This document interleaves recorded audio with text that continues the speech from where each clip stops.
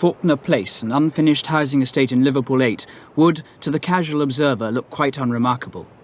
It was, until last week when it became a battleground between black and white youths, a confrontation which grew into much more than a mere gang fight. Today, the barricades against the threat of bottles, bricks and petrol bombs are still in place. The tenants of Faulkner Place are black and racially mixed. Faulkner Place is still anxious. The conflict between black and white youths was no sudden affair. Their battles had been growing steadily fiercer over the last few months. But the incident which brought the black gangs into Faulkner Place was the most serious so far.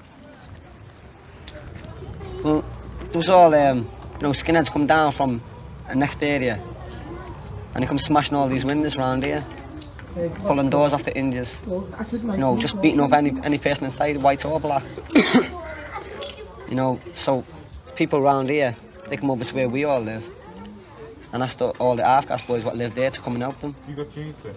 So everybody come over, put up barricades, try to keep the skinheads out.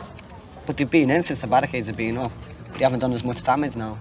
Why do you think they do it? Don't know, for the buzz.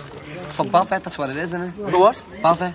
For bother. Why do you think they want to be engaged in bother? Because that's their religion, innit? Skinhead religion, innit? How long have you been involved in fighting for? About 2.5 years. How often is that? I mean, is that every day? It's every day. Because every day, you're always involved in a fight, you must be. Because you must walk around, you know what I mean? And you're bound to see them sometime. And they're bound to come after you, because they always do. Do they start it or do you start it sometimes? Sometimes we start it, because we're getting sick of them starting it all the time. Why do you think they come after you? Because we're black. Most of the skinheads, as they still call themselves, live a quarter of a mile away. They produce similar arguments to explain why they wage war on the blacks. Because the troubles that's been going on in the last few years has just gone by without incident, and the lads now have just got together and fighting them off. Because the colours are all roaming around, smashing windows, and now we've just got together to protect our homes. What happened these last few days that has caused the kind of battles that there have been? Well, the team, like the lads that are around there, we've all got together, as he said, to fight them, because they've been coming up here in 40s and 50s and jumping a couple of lads on their own, like him. Sorted them out on their own. Haven't you been doing the same thing back? No. No, we've been fighting the gang, What do you think of the coloured kids? Fair play with them. They're alright. They just come up looking for trouble all the time. It's them coming up for trouble, the big lads. It's a certain number, in the gang that it's causing the trouble, Like, there's 3 or 4 in it, you could name them, but you can't, we won't. We know who they are, and they don't know who they are. And the gang's following them, you know what I mean? They're bringing the gang up here. How long have you been fighting with them? Years, really. On and off, But all this trouble now that started has been going on for 3 weeks. The trouble didn't used to be down here, road, The trouble used to be elsewhere, but it's moved here now. Yeah. They used to come up here, throwing bottles, petrol bombs at the kids, everything. Smash all the windows. See that couldn't do nothing about it. In Myrtle House, when we were all fighting, all the colours, were throwing petrol bombs through the windows. And one of the windows on the ground floor. Could they call those white trash? Call those white trash. I mean, they're always calling us names. You've got to call them back. And they end up throwing petrol bombs. That's why we can't open the club up there, because they said they're going to throw a petrol bomb in.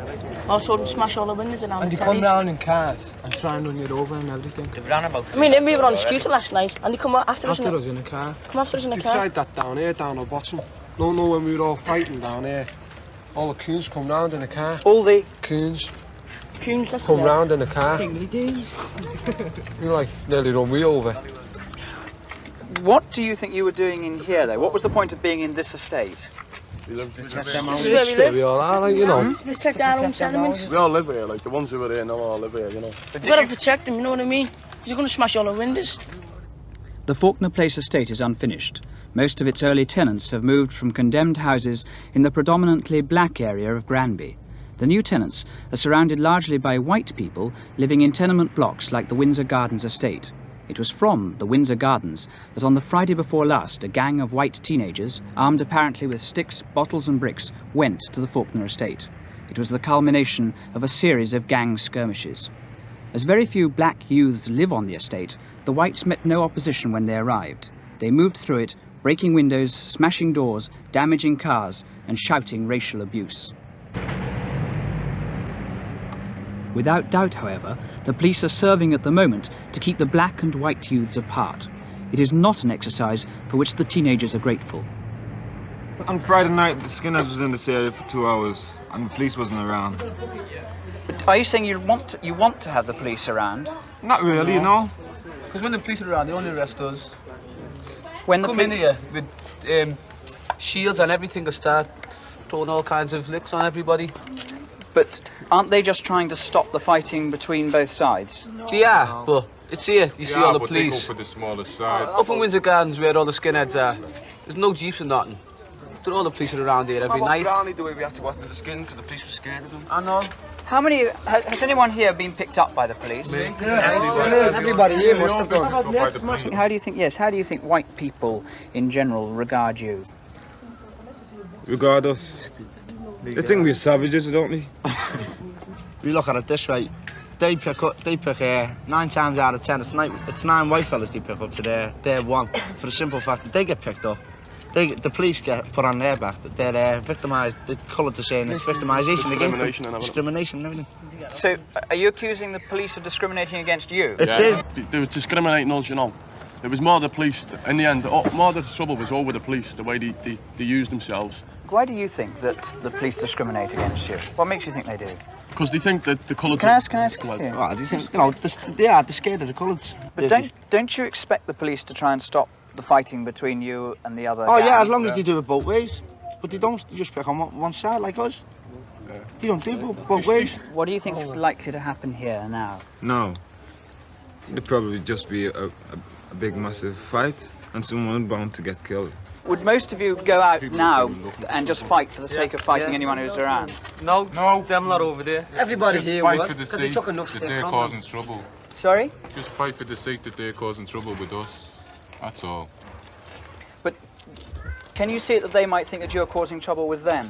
No, they come down here causing trouble with us, so we're going to retaliate and not stand around like a gang of fools. Do you think, is there any danger that you might get more people involved? That your parents or your relations get involved and the skinheads' parents and relations? Well, they're involved already, aren't they? Because if they're going to hit little 9-year-old kids, they're not going to worry who else they hit. Why do you think blacks and white will always be fighting? Well, it's the same ones who They've caused the got less fight. than us. Now, most of them coloured fellas down there have got a bum stay. Like, they have, you know, I don't care what anybody says. Like, most of them haven't got jobs. They've got no club or nothing. They used to have one, but they haven't now. So they've got nowhere to go. You can't blame them, like, really, for fighting, you know what I mean? For looking for trouble. Because they got nothing else to do, really, you know. And, you know, if you've got no money, like, you can't go downtown, like, you know what I mean? Do you think the same? That's true of most of the white kids as well? No. Right, Some of them, you know, a lot of them who are there, like this, you know, who come to fight, like they haven't got jobs neither, you know. But you know, that's the main reason it is they've got nothing for them. There's nothing for the colour fellas, like, you know. That's where I'm on their side, you know what I mean? Yet you're prepared to have a real go at them? Only because they come, if I didn't, like, they'd smash me head in anyway, you know what I mean? What do you expect to do? How long do you expect to go on fighting? As long as they do, you know. Like, we won't stop, and they won't stop, you know. It'll quieten down, but it'll never stop, it'll never cease.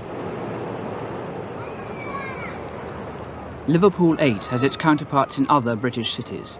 Life is becoming steadily less tolerable, steadily more violent. With its long-standing black population and its history of mixed marriages, Liverpool was always supposed to be one of the last places for racial conflict to flare. Perhaps the lessons to be drawn from the events of the last few days here are that in Britain's deprived inner-city areas, the possibility of racial conflict is more real than many may care to believe.